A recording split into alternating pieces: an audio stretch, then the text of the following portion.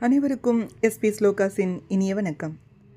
தேவி நாராயணியம் தசகம் 21 11 முதல் 15 வரை உள்ள ஸ்லோகங்களையும் அதன் அர்த்தங்களையும் இந்த பதிவில் நாம் பார்க்கலாம்.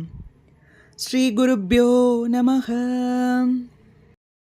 त्वद्रोदनोत्तापितगेह पालैः निवेदितो भोजपतिः समेत्य त्वां पादयुग्मग्रहणेन कुर्वन् नदशिरस्कां निरगात् गृहान्तात्.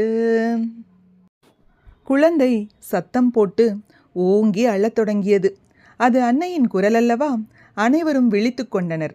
காவலாளிகள் ஓடிச் சென்று கம்சனிடம் தேவகிக்கு குழந்தை பிறந்த செய்தியை சொல்கின்றனர். கம்சன் உடனே சிறைச்சாலைக்கு சென்று, எங்கே அந்த 8வது குழந்தை? கொண்டு வா என்றான். குழந்தையை பார்த்து, இது பெண்ணாயிருக்கிறதே, அசரீரி வாக்கும் நாரதர் வாக்கும் பொய்யாகுமா என்று ஆச்சரியப்படுகிறான். அந்த குழந்தையை எந்த தயையும் இல்லாமல் கற்பாறையில் அடித்து மோத குழந்தையின் காலை பிடித்து தூக்கினான். யோகிகளாலும் பார்க்க முடியாத, அடைய முடியாத அந்த தேவியின் பாத கமலத்தை கம்சன் பிடித்தான் என்றால் அவன் செய்த புண்ணியம்தான் என்னே. சபோதயாமாச ஷிலாதலே த்வாம் சத்யः சமுத்பத்ய கராதமுஷ்ய திவி ஸ்திதா சங்ககதாதிஹஸ்தாம் சுரைஸ்துதா ஸ்மேரமுகி த்வமாத.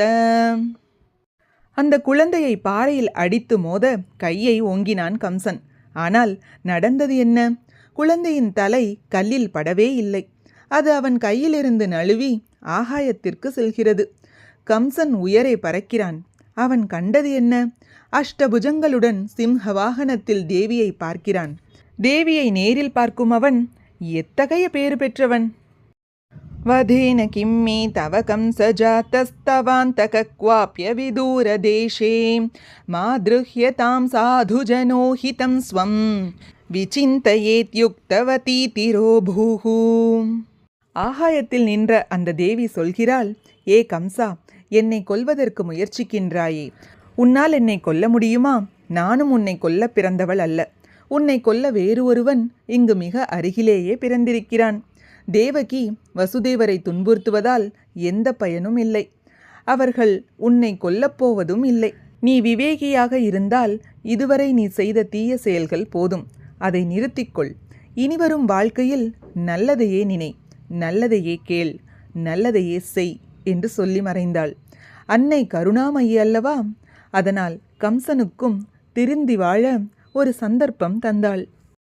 சபோஜராட் ஸ்வாந்தக நாசனாய சர்வான் சிஷூன் ஹந்துமரம் பலிஷ்டான் வத்சாக முக்கியான சுரான் நியுஜ்ய கிருதார்த்தமாத்மானமமன்யதோச்சைஹி.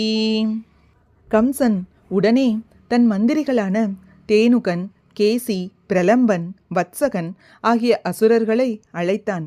யாருக்கேனும் குழந்தை பிறந்திருந்தால் உடனே அதை என் பொருட்டு கொன்றுவிடுங்கள் என்றான். எத்துணை கல்மனம் கொண்டவன் கம்சன்! பிறருக்கு துரோகம் செய்தால் அது நமக்கே தீமையாக முடியும். மரணம் என்பதை யாராலும் தவிர்க்க முடியாது.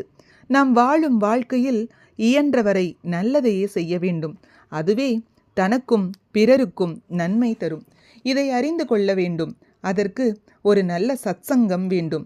அப்பொழுதுதான் நல்லவைகளை அறிந்து செயல்பட முடியும். கம்சனுக்கு கிடைத்தது என்ன? துஷ்டர்களின் சகவாசம். அதனால்தான் அவன் துஷ்டனானான்.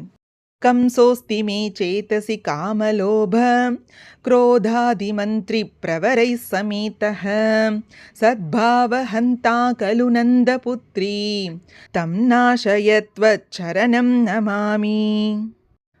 கம்சன் துவாபர யுகத்தில் கிருஷ்ணாவதாரத்தின் பொழுது பிறந்தான் என்று நாம் நினைக்கிறோம். அவன் அப்பொழுது பிறக்கவில்லை. எப்பொழுதும் இருக்கிறான், இப்பொழுதும் இருக்கிறான். எங்கு இருக்கிறான்? எல்லோர் மனதிலும் இருக்கிறான். அவன் என்ன செய்வான்? மனதில் இருக்கும் நல்ல எண்ணங்களை நசிக்கச் செய்வான்.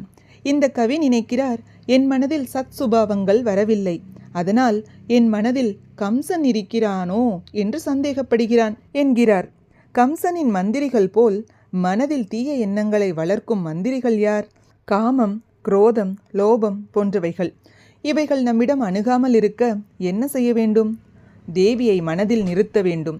அந்த லோகமாதா மனதிலிருந்து அனைவரையும் காப்பாற்றட்டும். இதுவே இதன் பொருளாகும். இத்துடன் 21வது தசகம் நிறைவடைந்தது.